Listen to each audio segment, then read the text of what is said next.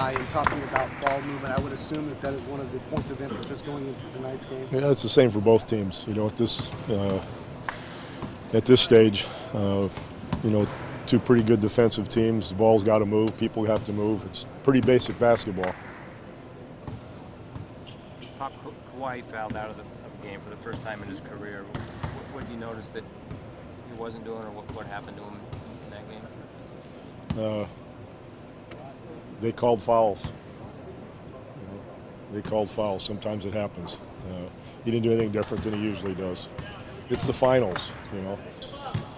Guys shouldn't be fouled out unless they come on the court with a hammer and a bludgeon, and it's obvious. But there's contact everywhere. So, you know, if you wanted to, you could call a foul every time down the court, probably. But it's a tough job for the referees because they got to sort it out, and it didn't work out well for Kawhi in that game. So. Have you said anything to him about the fouls? And also just no, the only thing is, you know, he sometimes has a tendency when he does foul to back off because he wants to do the right thing and he doesn't want to foul again.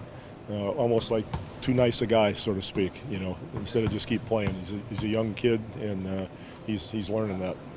Would his rebounding be as much of a concern as anything else? He's only got 4 rebounds. Well, you know, he's in those games he hasn't rebounded the same way as he did against Oak City, and so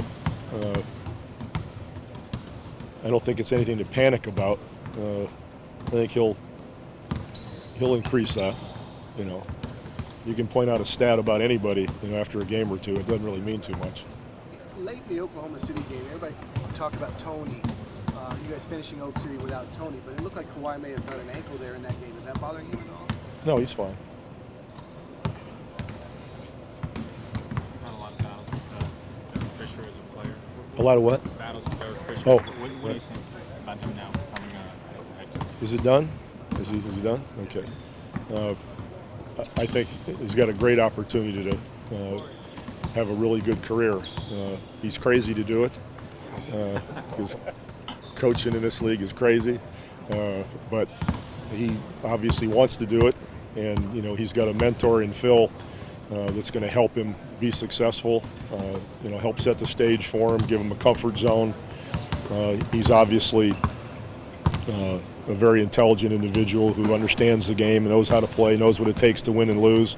So there's no reason why he can't be really successful. What do you think of the fact that players now are going right from right from playing to coaching? It's happening more. Do you think that's a trend there? You know, I don't know if it's happening. It's happened before. I don't know if it's more or not. I haven't, you know, added up the figures, but for some people it works out great. For others it doesn't work out. It's just like anything else. What makes you, what are some things that make you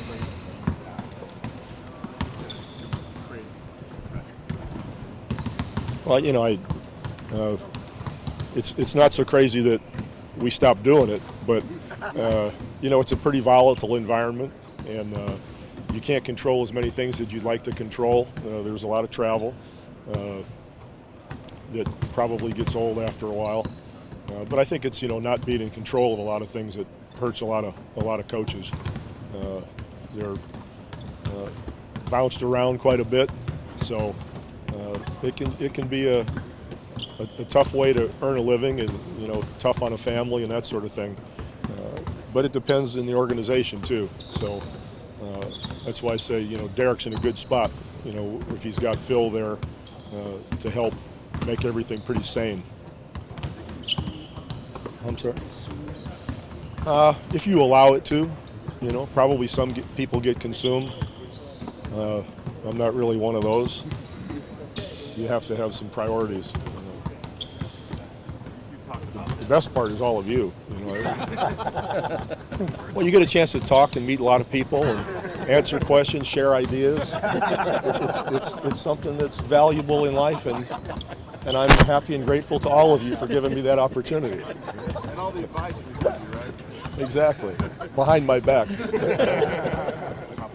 your joys of doing it, you talked about how you're aware that it's more important than slide but what drives you? What keeps you doing this?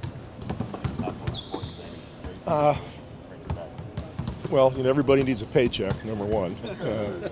But after that, you know, it's the same trait sort of answers. I mean, you know, it's the competitive part that we enjoy, I think.